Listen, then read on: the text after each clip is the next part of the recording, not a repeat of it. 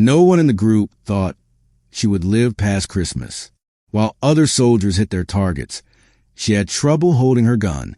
She shook when trying to control her breathing. She missed when setting up her rifle correctly. They called her dead weight. They said she was the one who would be sent home before Christmas came. Outside the sleeping quarters, snow fell thick and heavy. Christmas bells rang out from an empty village nearby. Then that night came. The team was trapped under enemy fire. The radio crackled with scared voices asking for help. And she, the one who had failed every practice drill, laid down in the snow. She took the safety off her rifle, and she changed everything. The wire fence caught snow like spider webs. Forward operating base, Kelso sat at the edge of nowhere.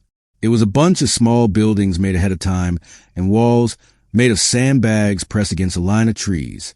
Wind cut through the base, bringing ice and the smell of the machines that made power. Someone had hung lights along the dining hall entrance. Colored bulbs blinked against the gray afternoon. It was a small fight against the sad, dark feeling of the place. Private First Class Rachel Vance stood at the edge of the group, last in line as always. She was 5'4" with a thin body. Her brown hair was pulled tight under her patrol cap. She was quiet in a way that made some people nervous. She was a kind of soldier who disappeared into the background during meetings. She ate alone with a training book open beside her food tray. The other soldiers laughed near the heaters, sharing stories about home. Rachel watched from far away. Her breath made small clouds in the cold air. Staff Sergeant Torres moved down the line. He checked everyone's gear with the skill of someone who had done this 1,000 times. He stopped at Rachel. He looked at her rifle, her magazines, her vest that held her equipment. Everything followed the rules. Everything was correct. He said nothing and moved on. That silence spoke louder than any criticism would have. Christmas was 4 days away. The base had turned into something caught between a war zone and a holiday card. Someone had made a tree from camouflage netting and meal boxes. They decorated it with empty bullet shell spray, painted gold. The chaplain held church services in a storage container that had been changed into a small chapel. Packages from home arrived during mail call. There were cookies and letters and photographs of people wearing normal clothes in warm houses. Rachel received nothing. She did not expect anything. The difference was sharp and clear. Soldiers were trying to hold on to pieces of normal life while training to survive what waited beyond the fence. They did morning runs together while Christmas music played from small speakers. They did fighting drills in the afternoon snow, then drank hot chocolate in the evening. The warmth was temporary. The danger was permanent. Captain Diane Marshall watched from the command post window. Her reflection showed faintly in the glass. She was 42 years old with 17 years of service.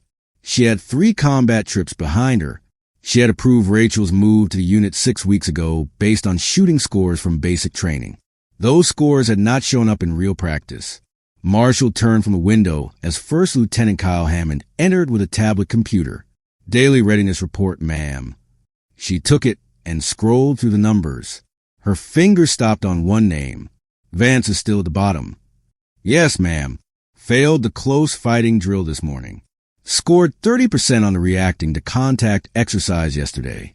Torres wants to move her to supply duty. Marshall set down the tablet. What's your opinion? Hammond shifted his weight.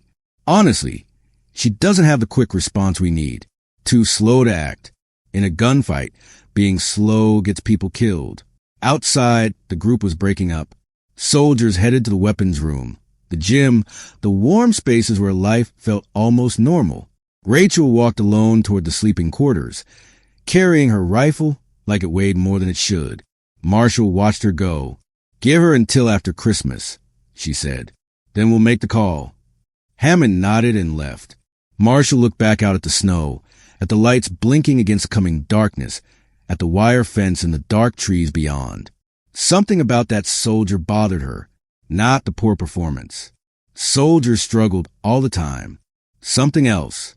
Something in the way Rachel moved through the world, like she was already preparing for something no one else could see. The captain had learned to trust those feelings, but feelings did not change readiness reports. In the barracks, Rachel set her rifle in a rack and began taking it apart. This was something she had done 10,000 times. Bolt carrier group, charging handle, buffer spring. Each piece laid out in order on her bed. The other soldiers in her area were talking about the Christmas Eve party plan for tomorrow night. Private Ethan Cross sat on his bed, cleaning his boots. Think they'll actually get a tree that doesn't look like it came from a garbage dump? Corporal Maya Singh laughed. You mean you don't like our artistic work? That took engineering skill. That took someone with too much time and not enough supervision. They did not include Rachel in the talk. They never did. She did not mind. Talking was a luxury. Words were weapons that could be used against you. Silence was safer. She ran a cleaning patch through her barrel.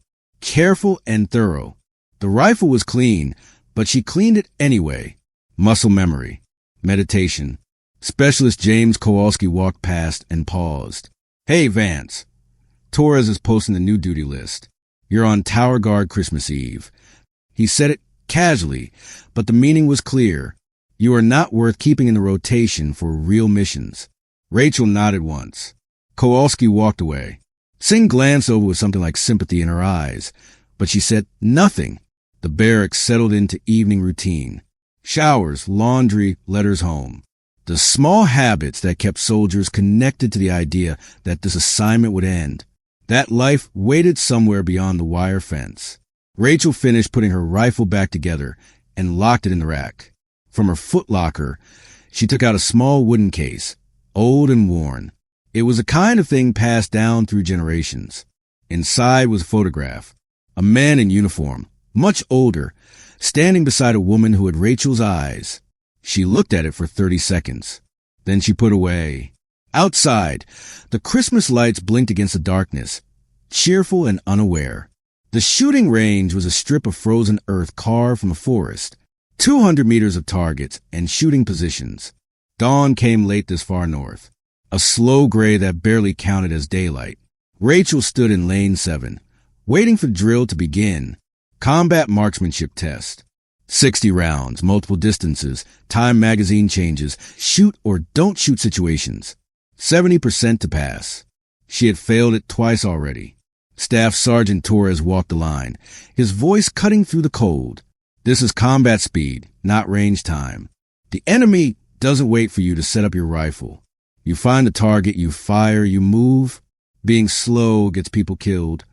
He stopped at Rachel's position. Vance, you overthinking again? No, Sergeant. Then prove it. Timer starts in 30 seconds.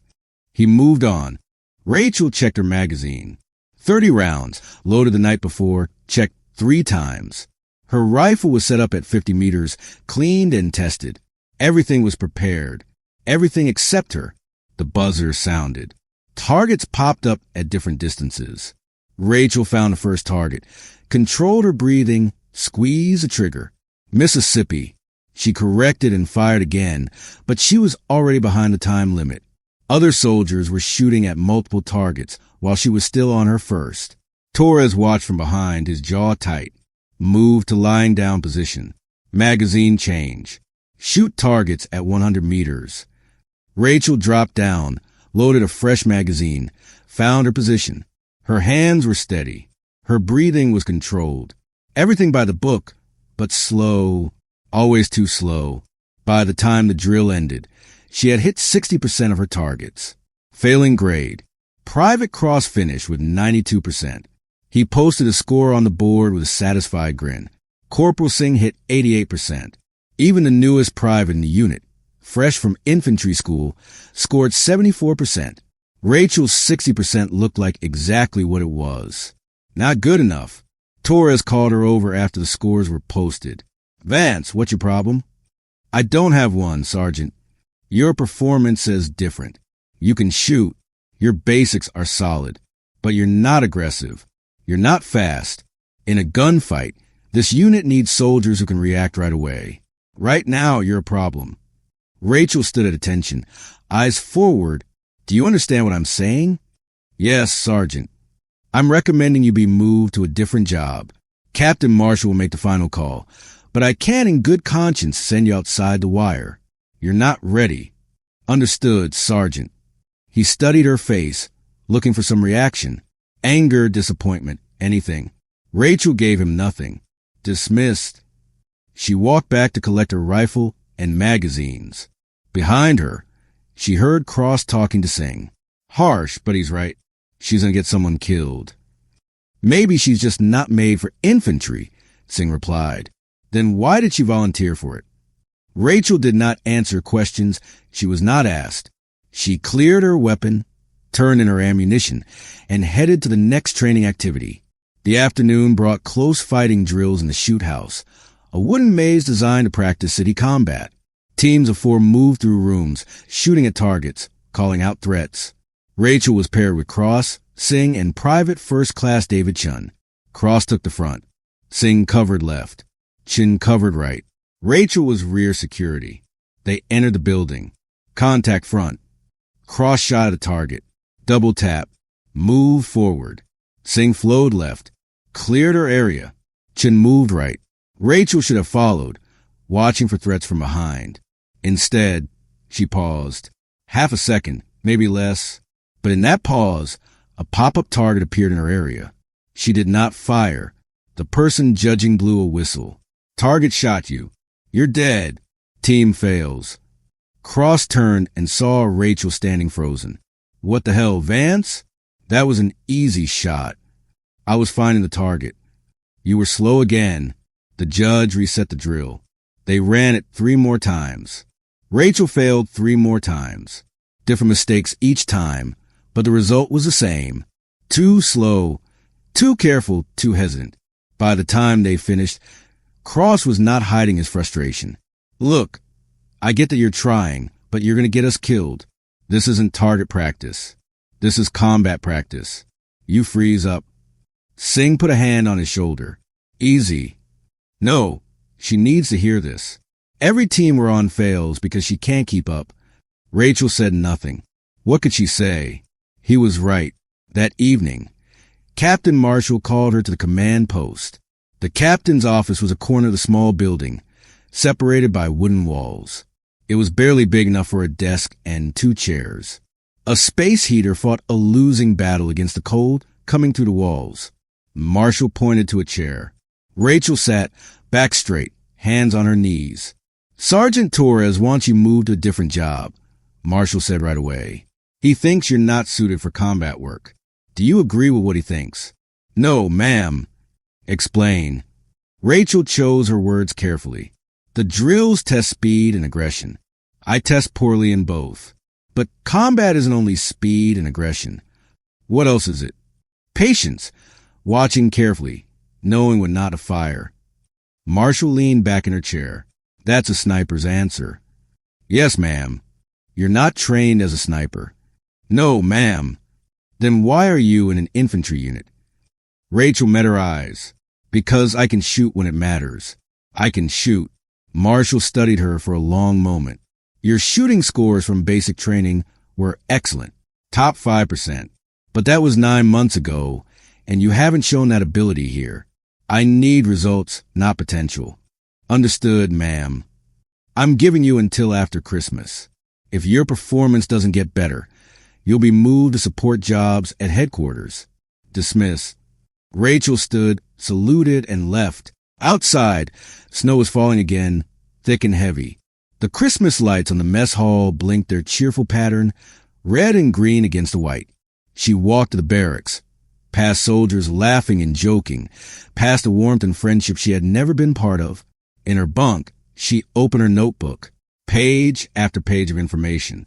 Wind speeds, temperature changes, height adjustments, angle calculations, bullet charts she had memorized, range cards she had drawn from memory. Information no one had asked her to collect. Preparation for a test she had not been assigned. She turned to a fresh page and began writing new calculations, her handwriting small and neat. The new assignment came down 48 hours before Christmas. Rachel read the order on the duty list. Tower guard Christmas Eve. 8 at night to 4 in the morning. 8 hours alone in a guard tower, while everyone else went to the holiday party. The message was clear. Specialist Kowalski saw her reading it and actually looked sorry. Sorry, Vance. Torres made the call. Said he needed reliable people on patrol rotation. It's fine. It's Christmas Eve. I know what day it is. She walked away before he could offer more sympathy she did not need. The next day brought more training exercises, more failures, morning physical training. She kept up on the run, but fell behind on the obstacle course. Her upper body strength was okay, but not great, and the course was designed to test limits. Cross finished first, beating his personal record. Rachel finished last, missing the time limit by 40 seconds. Lieutenant Hammond watched from the side, tablet in hand, recording scores. He shook his head slightly. After physical training, they moved to tactical movement drills.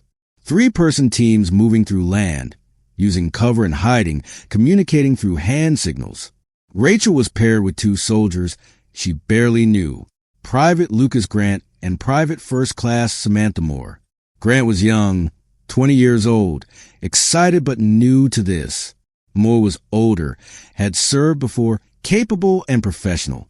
They moved through the forest in a wedge shape. Grant at the front, Moore to the left, Rachel to the right. The judge called out situations. Contact left. Moore dropped into cover, pointed her weapon. Rachel moved to help. But again, that half-second pause. Not freezing. Thinking. Looking at the situation, measuring angles, checking fields of fire. Too slow. Grant glanced back, frustrated. The situation played out. They failed the time limit. During the review after, Moore tried to be nice. Vance, you need to trust your instincts. Don't overthink it. I wasn't overthinking. Then what were you doing? Rachel did not answer because the honest answer would sound wrong. She was doing what snipers do. Watching, calculating, finding the exact moment and exact angle. But she was not a sniper. She was an infantry soldier failing infantry tasks. That afternoon, while the others got ready for the Christmas Eve party, Rachel walked around the edge of the base. The base was surrounded by 8 guard towers. Each one was a 20-foot platform with sandbag walls and a mounted machine gun. From the top, you could see across the fence into the forest, watch the roads, and check the paths. She climbed Tower 7, the one she would be in tomorrow night. The view stretched for miles. Snow-covered trees, empty buildings in the distance. The village church with its bell tower silent now, marking a place people used to live. Rachel pulled out her notebook and began drawing range cards. Distance to tree line, 215 meters. Distance to road crossing, 480 meters. Distance to church bell tower, 730 meters. She marked wind signs, natural cover spots, likely paths enemies would take. Information no one had asked for. Below, soldiers were decorating the mess hall for tomorrow's party. Someone tested the sound system. Christmas music crackled through speakers. Laughter floated up from the base. Rachel sat in the tower for 2 hours, filling pages with notes. The sun set early, turning the snow purple, then gray, then black. She climbed down as the base lights came on. Staff Sergeant Torres was doing evening rounds, checking posts, making sure security was good. He saw Rachel and stopped. What were you doing up there? Getting to know the position, Sergeant. For an 8-hour guard shift? Yes, Sergeant. He studied her, something changing in his expression. Not quite respect, but curiosity. You're different, Vance. I can't figure you out. There's nothing to figure out, Sergeant. Everyone's got something. Some reason they're here. What's yours? Rachel met his eyes. I'm here to do my job. Your job is to keep your team alive. Right now, you're not doing that. Right now, I'm not in a position to try. Torres nodded slowly. Fair point. Make the most of your guard duty. Maybe the quiet will help you figure out what's wrong. He walked away. Rachel stood alone in the cold, listening to Christmas music float across the base, watching soldiers move between warm buildings, feeling the weight of being alone that she had carried since arriving. In the barracks, she packed her gear for tomorrow's shift. Cold weather layers, extra ammunition, thermos for coffee, the wooden case with her grandfather's photograph. Singh saw her packing and came over. Hey, I know tomorrow is bad, but we'll save you some food from the party. That's not necessary. Come on, Vance. It's Christmas.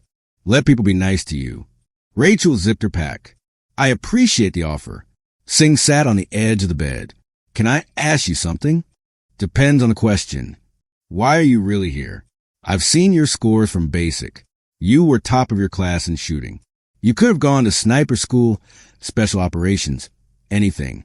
Why regular infantry? Rachel was quiet for a moment. Because I needed to prove something. What? That I could do this job. But you're not doing it. You're failing every drill. I know. So what are you proving? Rachel looked at her directly. That the drills don't measure what matters. Singh frowned, tried to understand, then shook her head and stood. Well, I hope you figure out. Merry Christmas, Vance. Merry Christmas. After Singh left, Rachel lay on her bed staring at the ceiling. In her mind, she ran calculations. Wind speed at 300 meters, bullet drop at 500, height adjustments for cold temperature. The difference between shooting at a range and shooting in the real world, between controlled conditions and chaos. She had failed every drill because the drills measured the wrong things. Speed without being accurate was wasted bullets. Aggression without good aim was friendly fire waiting to happen. She knew this, but knowing it did not change the performance reports. Outside, the Christmas lights blinked against the darkness. Tomorrow night, everyone would celebrate while she sat alone in a tower. Rachel closed her eyes and saw her grandfather's face. She remembered his voice from years ago, teaching her to shoot on his farm in Montana. Slow is smooth. Smooth is fast. But most important, one shot, one kill. Everything else is noise. She had been 8 years old, holding a rifle too big for her, learning the only lesson that ever mattered. The day arrived cold and clear. Rachel woke before the sun came up. As always, the barracks was quiet except for soft snoring and the hum of the space heater. She dressed without making noise, gathered her gear, and slipped outside. The base was already awake. Guards were changing at the towers. Kitchen workers were preparing for the evening's big meal. Mechanics were working on vehicles that could not afford to break down in this cold. She ate breakfast alone in the mess hall. Powdered eggs and toast. Coffee so strong it tasted like fuel. Lieutenant Hammond entered, saw her, and walked over. Vance, you good for tonight? Yes, sir. It's going to be a long shift. Radio check every 30 minutes. If you see anything unusual, report right away. We're not expecting trouble, but Christmas has a way of making people do stupid things. Understood, sir. He started to leave, then paused. For what it's worth, I don't think you're a bad soldier. Just not the right fit for this unit. Noted, sir. After he left, Rachel sat with her coffee, watching the base wake up. The day passed in routine. Weapons cleaning, equipment checks, soldiers preparing for the party. Some received packages from home. Others wrote letters to people they missed. At 5 in the evening, the mess hall opened for the Christmas feast. Turkey and stuffing, mashed potatoes, pie that actually tasted like pie. Decorations made from whatever materials soldiers could find. A tree that still looked like it came from a junkyard, but it earned a certain respect through all the effort put into it. Rachel ate quickly and left before the speeches began. At 7:30 in the evening, she climbed Tower 7 with all her gear. The tower was a small platform with sandbag walls and a roof that gave little protection from the weather. There was a heater that barely worked, a radio, a mounted M240 machine gun, and a pair of binoculars. She settled into position, arranged her equipment, and began her watch. Below, the party was starting. Music, laughter. Someone had set up lights that made dancing patterns on the snow. Captain Marshall gave a speech about service and sacrifice, about what it meant to spend Christmas away from family, about the mission that brought them here. Rachel listened to the radio, then switched to the guard channel. Tower 7, communications check. Tower 7, good copy, the command post answered. She looked through the binoculars at her area. Tree line clear. Road crossing empty. Village church silent in the distance. At 8 in the evening, her official shift began. The party continued below. Soldiers danced to music that reminded them of home. Others called families through satellite phones. Precious minutes given out carefully. Some just sat together, sharing silence and being there for each other. Rachel watched the area around the base. The night was extremely cold. Wind cut through her layers. Ice formed on exposed metal. She moved every 15 minutes to keep her blood flowing, but her area never changed. 270 degrees of frozen forest and empty buildings. At 9 in the evening, she opened the wooden case and looked at her grandfather's photograph. Thomas Vance, Vietnam veteran, scout sniper, killed in action before she was born, but alive in stories her father told with respect and sadness. He taught me everything about shooting, her father had said. But more importantly, he taught me patience. A sniper's greatest weapon isn't the rifle. It's the ability to wait. Her father had given her this photograph when she joined the military. He'd be proud of you. Just remember what he always said. The mission comes first, but you don't take shots you can't make. Rachel closed the case. At 10 in the evening, she ate an energy bar and drank coffee from her thermos. The party below was at its highest point. Someone had convinced Sergeant Torres to sing karaoke. His rough voice was ruining a Christmas carol to everyone's delight. Rachel allowed herself a small smile. At 10:30, she noticed something. Not in her area. Beyond it, movement in the tree line, northeast corner, just at the edge of what she could see. She lifted the binoculars and adjusted the focus. There, a light, brief, gone. Could be anything. Light bouncing off snow. Animal eyes catching moonlight. Or it could be nothing. Rachel pressed the radio button. Command post, Tower 7. Possible movement. Northeast area, 800 meters. Tower 7, command post. Tell me more. Brief light source. No repeat. Continuing to watch. Copy. All towers, increase alertness. Tower 3, look northeast and confirm. Rachel kept her binoculars pointed at the area. Nothing. Minutes passed. Tower 3 reported no contact. The command post said, okay, and went back to normal status. But Rachel did not relax. Something about that light bothered her. At 10:45, she saw it again. Closer this time. 600 meters. Definitely not natural. Command post, Tower 7. Confirm movement. Northeast area. 600 meters. Multiple light sources. Tower 7, stand by. The party music cut off suddenly. Captain Marshall's voice came over the radio. All towers, weapons ready to fire. Leadership to command post. This is not a drill. The base changed instantly. Soldiers ran from the mess hall to fighting positions. Lights went dark except for necessary ones. Weapons being loaded. Night vision being turned on. Rachel watched the tree line. More lights. Definitely moving. Working together. Command post, Tower 7. Count at least 6 separate light sources. Moving toward the eastern approach. Tower 7, hold position. Do not shoot without permission. She kept watching, calling out distances and directions as the lights moved closer. 400 meters. 300.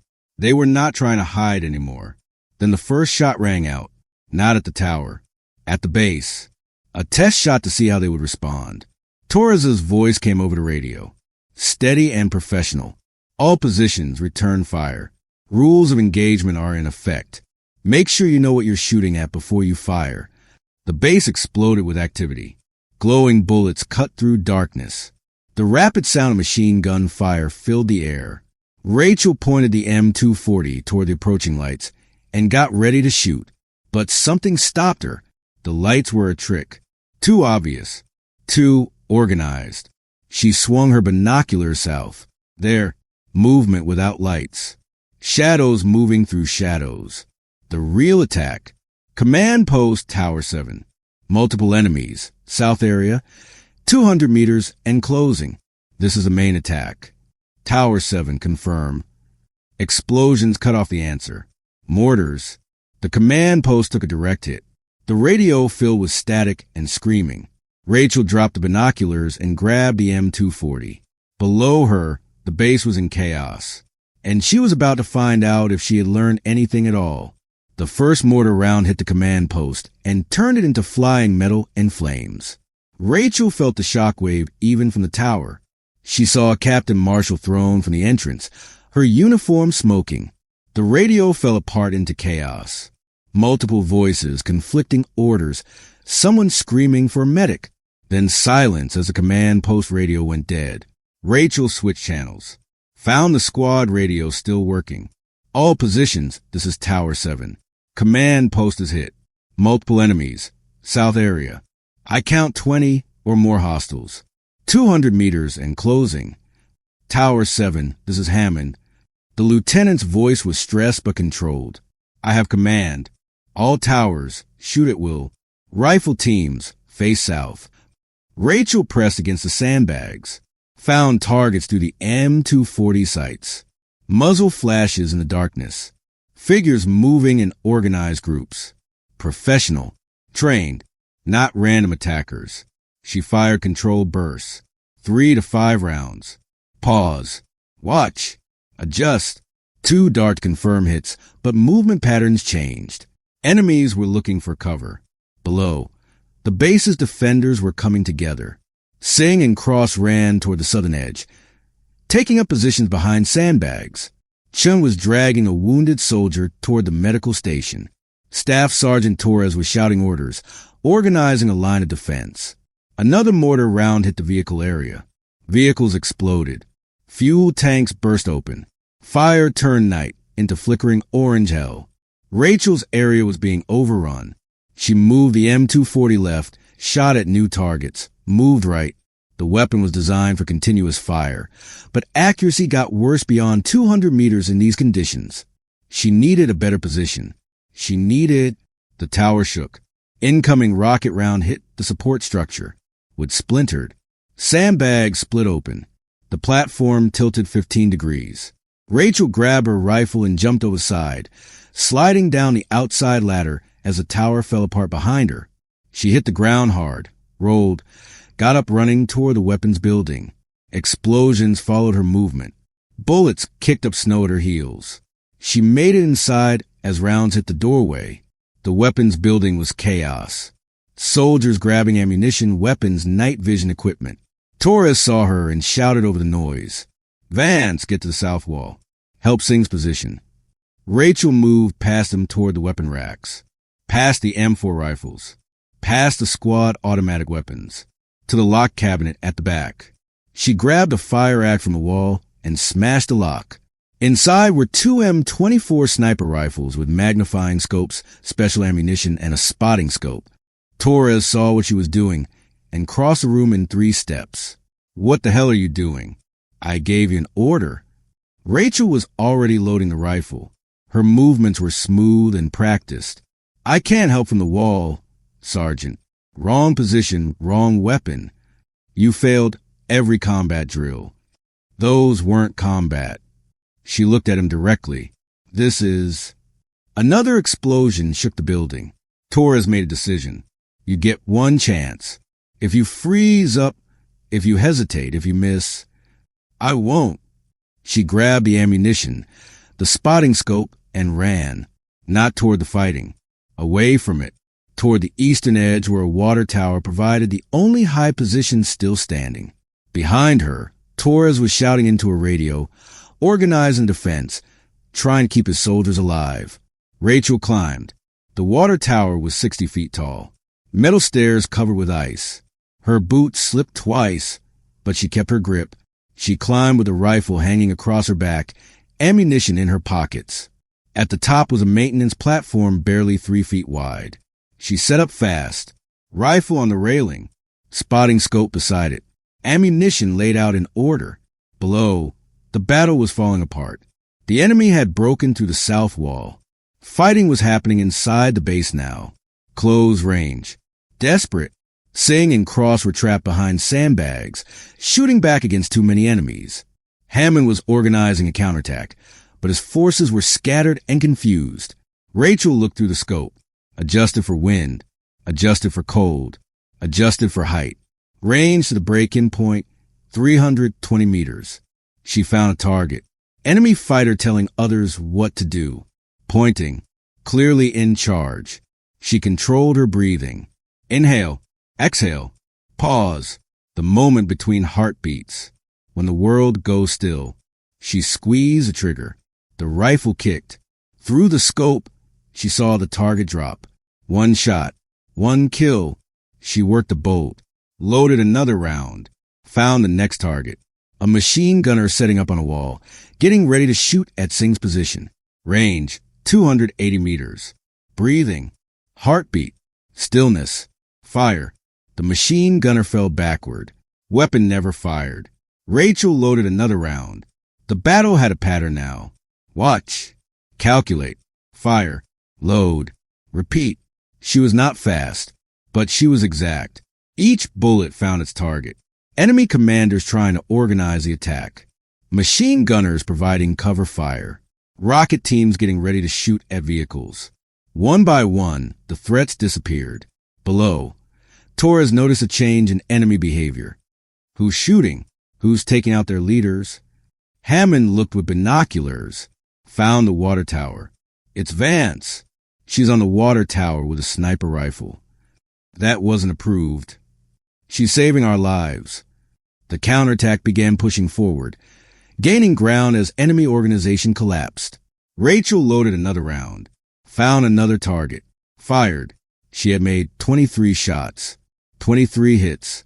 The enemy began retreating toward the tree line. Their attack broken. That is when the return fire found her position. The first round hit the water tower 12 inches below Rachel's platform. Metal rang like a church bell. They had found her. She did not move. Through the scope, she tracked the muzzle flash to where it came from. A position in the tree line, 500 meters northeast. Counter sniper. Smart enemy. Patient enemy. Waited until she showed where she was. She adjusted for her height. Accounted for the new distance. Wind was stronger now, coming from the west, 3 to 5 miles per hour. Another round hit closer, sparking off the railing near her hand. Still, she did not move. Breathing. Heartbeat. The space between. She fired. The distant muzzle flash went dark. Rachel loaded another round and immediately shifted position, moving 6 feet to her right along the narrow platform. The next enemy round hit exactly where she had been. Good shooter. Excellent instincts. Fortunately for her, he was not fast enough. Below, the battle was turning. Torres had organized a squad to push through the break, retaking the wall. Hammond was directing fire support, using the remaining tower machine guns to stop enemy retreat. But the enemy was not done. Rachel saw movement near the abandoned church, 700 meters away. Mortar teams setting up for another round of explosions. If those rounds hit, the counterattack would fail. She adjusted her scope, calculated extreme distance, factored in the wind that was now blowing unpredictably. 730 meters was beyond the rifle's best range, but not impossible. She found the mortar team leader, the one directing where to point the tube. This shot required everything. Perfect position, perfect breathing, perfect timing. She waited. The gusts came in patterns. 3 seconds of calm between each one. She watched, measured, memorized the rhythm. Gust, calm, gust, calm.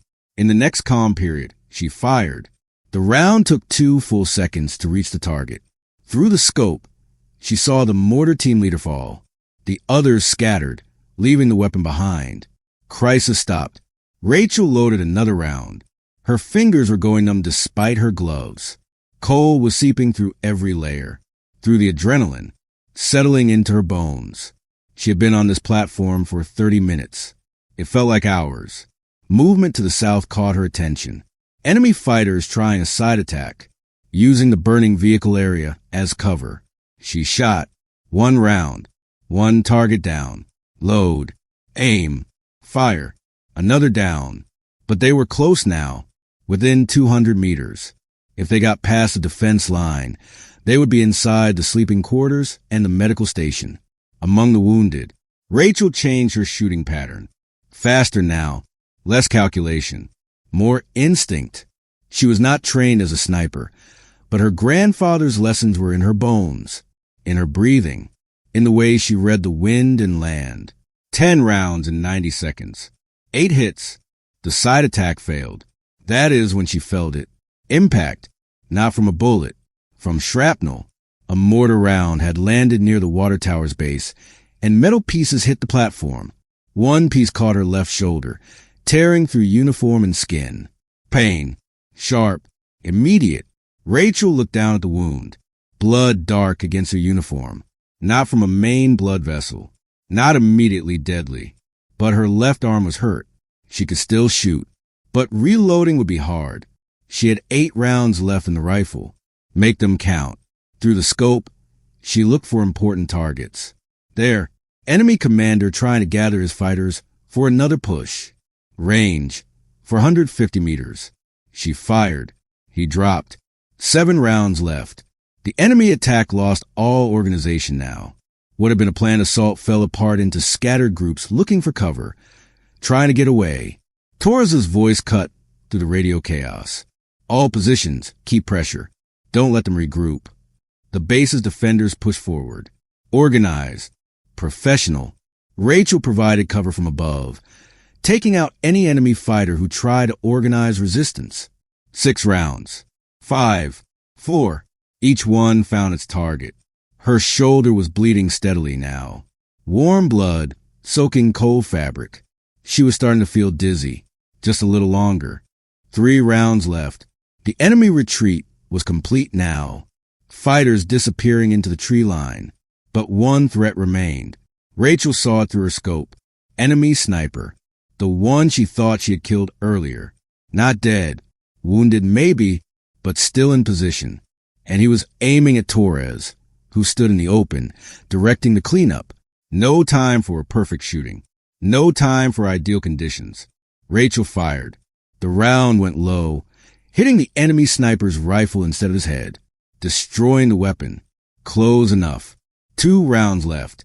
She looked for remaining threats. Found none. The battle was ending. She pressed her radio button. Command, this is Vance. Enemy force appears to be retreating. No immediate threats visible. Hammond responded. Copy, Vance. Remain in position to watch. Negative. I'm hit. Minor wound. Requesting permission to climb down before I fall down. Pause. Permission granted. Get to the medical station. Vance. Yes, sir. Outstanding shooting. She secured the rifle, gathered her equipment, and began to climb down. Her left arm was not working right now. Each step required focus, concentration. The same patience she had applied to every shot. Slow as smooth. She made it to ground level as the adrenaline finally crashed. Corporal Singh appeared beside her, face black with smoke and blood. Jesus, Vance. You're hit. Minor. You're bleeding everywhere. Can you walk? I climbed down a tower. I can walk. Singh put an arm around her waist, supporting her weight. They moved toward the medical station, past burning vehicles and wounded soldiers, past the defenders who were setting up a new defense line. Cross saw them coming and ran over. Holy, Vance, was that you on the tower? Yeah. How many did you? He stopped, seeing her wound. Never mind. Get her to the doctor. The medical station was overwhelmed. Captain Marshall was there, burns on her face and hands, refusing treatment until others were taken care of first. She saw Rachel and stood. Vance! Ma'am, you saved this base. I did my job. Marshall almost smiled. No, you did something better. You did what needed to be done. The medic pulled Rachel toward a treatment area. As they worked on her shoulder, cleaning the wound, putting on bandages, she listened to the radio chatter. Casualty reports, damage assessments, security positions being set up for soldiers killed, 16 wounded, including her. But it could have been so much worse. The enemy had attacked with surprise in numbers and good tactics. They should have overrun the base. Instead, they had been pushed back because one soldier, dismissed by everyone, had been in the right place with the right weapon and the right skills at the right moment. Rachel closed her eyes. Her grandfather's voice from memory. A sniper's job isn't glory. It's necessity. You shoot when shooting prevents more dying. She had done that tonight. Finally, Dawn came slow and cold. Gray light showed the destruction. Rachel woke in the medical station, her shoulder bandaged and hurting. Around her, wounded soldiers slept or stared at the ceiling or talked in quiet voices about the battle. She sat up carefully. The medic, a specialist named Ortega, noticed right away. Easy. You lost blood. You need rest. How long was I out? 4 hours. It's 6 in the morning. Rachel tested her left arm. Limited movement. But it worked. I need to debrief. Captain's orders are you stay here until cleared. Rachel stood anyway, swaying slightly. Ortega sighed, but did not stop her. At least drink this. He handed her a bottle of water and an energy bar. You're running on empty. She ate and drank while getting dressed, moving slowly, every motion careful. Outside, the base looked like a war zone. Because it was won, the command post was destroyed, reduced to blackened wood and twisted metal. The vehicle area still smoked. Vehicles burned beyond repair. Sandbag walls were torn open by explosions. Blood stained the snow in dark patches. But the perimeter was secure. Soldiers stood at fighting positions with professional alertness, knowing the enemy might return. Work groups cleared debris, moved injured people, set up new defenses. The Christmas decorations were gone, blown away or burned, replaced by the grim necessities of survival. Rachel walked toward what remained the command structure, a tent quickly set up near the mess hall. Inside, Captain Marshall was conducting an after-battle review with her leadership, Torres, Hammond, the surviving squad leaders. They stopped talking when Rachel entered. Marshall pointed to an empty chair. Vance, glad you can move around. We were just discussing your performance. Rachel sat, back straight despite the pain. Ma'am. Marshall glanced at the others, then back to Rachel. 27 confirmed kills. 3 mortar teams stopped. Multiple enemy leaders eliminated. You held that tower for 40 minutes under fire and didn't miss a single shot that mattered. I missed one, ma'am. Enemy sniper's head. Hit his rifle instead. Torres made a sound that might have been a laugh. Vance, that's not missing. That's adjusting on the fly. You still took him out of the fight.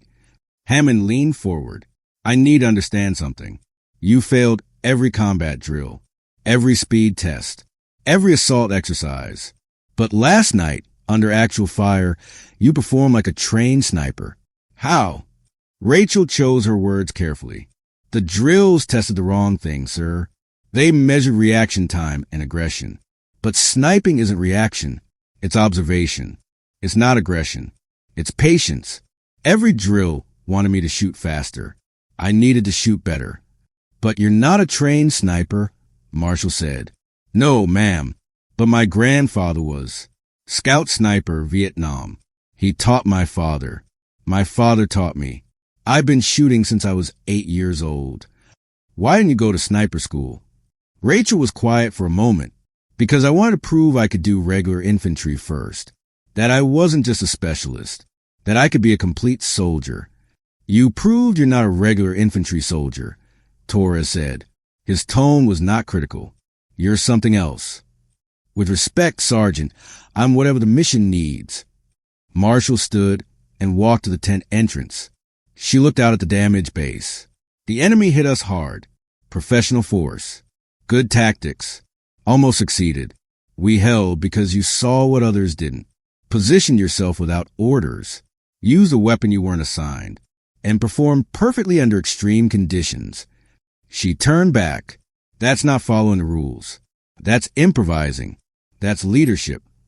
I just did what needed doing, ma'am. Exactly. Marshall returned to her chair. I'm formally recommending you for the Silver Star. Torres will write the citation. Hammond will submit the after-action report. And when we return to main base, you're going to sniper school. Actual formal training. Rachel nodded once. Thank you, ma'am. Don't thank me. You earned it.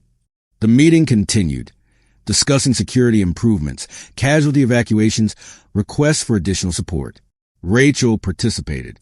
Her observations about enemy tactics and terrain were surprisingly detailed. At one point, Hammond asked, How did you know they'd use the lights as a distraction? Too obvious, sir. Professional fighters don't announce their approach. When I saw coordinated lights, I knew to look elsewhere. What made you think to check the south area? It's what I would do. Fix attention on one direction. Attack from another. Basic infantry tactics. Torres looked at her with something like respect. You think like a tactician. I observe, Sergeant. Thinking comes after. After the meeting, Rachel walked around the edge of the base. Soldiers saw her and nodded. Some called out thanks. Others just watched with new understanding. She was not the failure anymore. She was not dead weight. But she also was not one of them. Not really. She was a sniper. The specialist. The one who worked alone. Singh found her near the water tower, looking up at the damaged platform. Held a position. It worked. 27 confirmed kills, Vance. In one engagement. I don't even have words. Doesn't feel like an achievement. Feels like I did what I was supposed to do. Singh studied her face. You know what Cross said this morning? I can imagine. He said he'd been wrong about you. That we all had.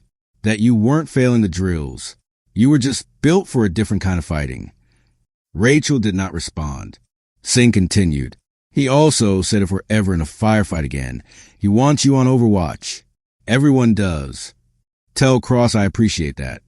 Tell him yourself. He's over at the mess hall. Rachel walked that direction.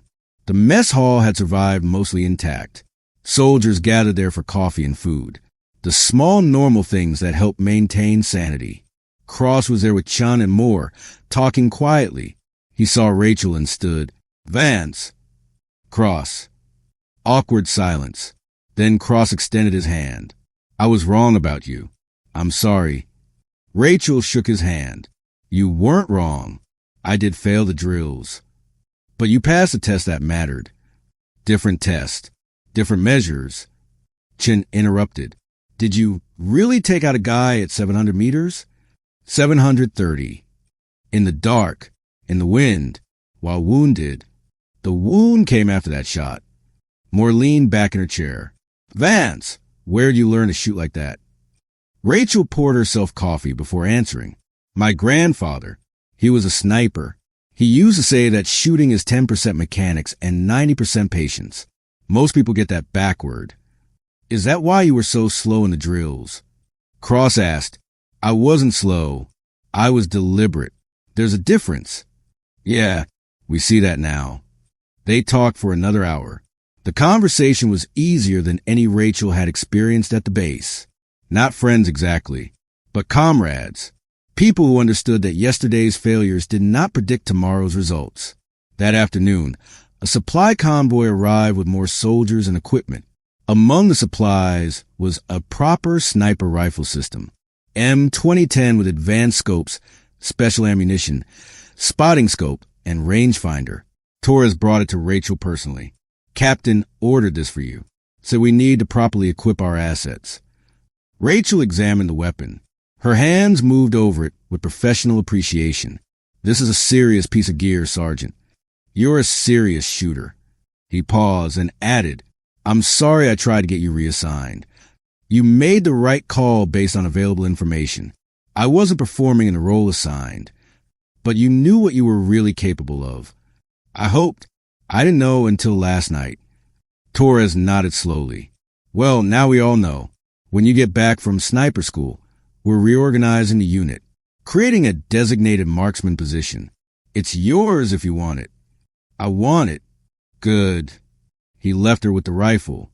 Rachel spent the next hour getting to know the weapon, taking it apart, reassembling it, checking the scope, learning its weight and balance. This was a tool built for one purpose, precision at distance. Like her, 3 weeks after Christmas, orders came through. The base was being combined with others, forces moving to new positions, new strategy. Most people would rotate out, including Rachel. Her sniper school assignment was confirmed. 6 months of intensive training, followed by assignment to a specialized unit. The night before leaving, Captain Marshall called her to the command post.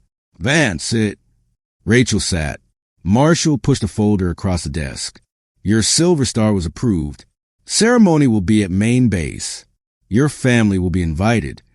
Thank you, ma'am. You changed the course of this deployment. Before Christmas, we were reactive, defensive. After Christmas, we controlled the terrain. Enemy attacks dropped 70%. Casualties decreased. All because you saw what others couldn't and had the skill to act on it. I did my job. You did more than that. You showed everyone that normal measurements don't capture unusual talent. The drills measured speed and aggression. You brought patience and precision. Both matter. Marshall stood and offered her hand. You're going to be an outstanding sniper. But remember, the weapon is a tool. The real skill is knowing when to use it. I will, ma'am. Rachel left command post and walked through the base one last time. The Christmas lights were down now, packed away until next year. The damage from the battle was mostly repaired. The place looked almost like a normal military base. If you ignored the wire and the weapons and the knowledge of what had happened here. Torres found her near the water tower. Vance, got a minute? Of course, Sergeant. He looked up at the tower where she had made her stand. You know what I think about now when I run drills. What's that, Sergeant? That we're testing the wrong things. Speed matters, yeah. Aggression matters. But observation matters more. Patience matters more. Knowing your abilities and working within them matters most of all. That's a lesson learned, Sergeant. It is. And I learned it from watching you fail every drill and then save all our lives. He extended his hand. Thank you for everything. Rachel shook his hand. Thank you for giving me the chance to prove myself. You earned that yourself. That evening, the unit threw a small goodbye party in the mess hall. Nothing fancy. Pizza flown in from main base. Soda instead of beer. Music playing from someone's phone. But everyone was there. Singh gave a speech about how Rachel had gone from most likely to wash out to most likely to save your life. Cross admitted he had been completely wrong in his first opinion. Hammond presented her with a unit coin, something normally saved for people who had served a long time. Rachel accepted it all with her usual quiet grace. When they asked for words, she kept it simple. I learned that failure isn't permanent, that different people excel at different things, that patience and observation are combat skills just like speed and aggression. Thank you all for the lessons. I'll carry them forward. Later, alone in the barracks, Rachel packed her gear. The M2010 would stay here, assigned to her replacement, but she kept the wooden case with her grandfather's photograph. She opened it one last time. I understand now, she said quietly, why you said patience was the greatest weapon. It's not about waiting. It's about seeing what others miss. She closed the case and packed it carefully. Tomorrow she would leave this place. Tomorrow she would begin formal training for a role she had already been performing. Tomorrow she would start a new chapter. But tonight she stood outside the barracks and looked at the base one final time, at the towers where guards kept watch, at the perimeter where soldiers patrolled, at the tree line where enemies had learned to fear one quiet woman with a rifle. Singh joined her carrying 2 cups of coffee, thinking deep thoughts, thinking how strange this all is. 3 weeks ago, I was failing every test. Now I'm leaving with a medal and a reputation. The tests were wrong. No, I was wrong for those tests. There's a difference. That's just playing with words. Important words. They stood in comfortable silence. Finally, Singh said, when you finish sniper school, where do you want to go? Wherever they need someone who can shoot and wait and observe. That's everywhere. Then I guess I'll have options. Singh smiled. You're going to be famous, you know. The story is already spreading. The soldier who failed every drill and then saved the base with 27 confirmed kills in a single night. I don't think about it as a number. I think about it as problem solved. That's a healthy way to deal with it. It's the only way I know how. They finished their coffee and went inside. Morning came fast. A helicopter waited to take Rachel to main base.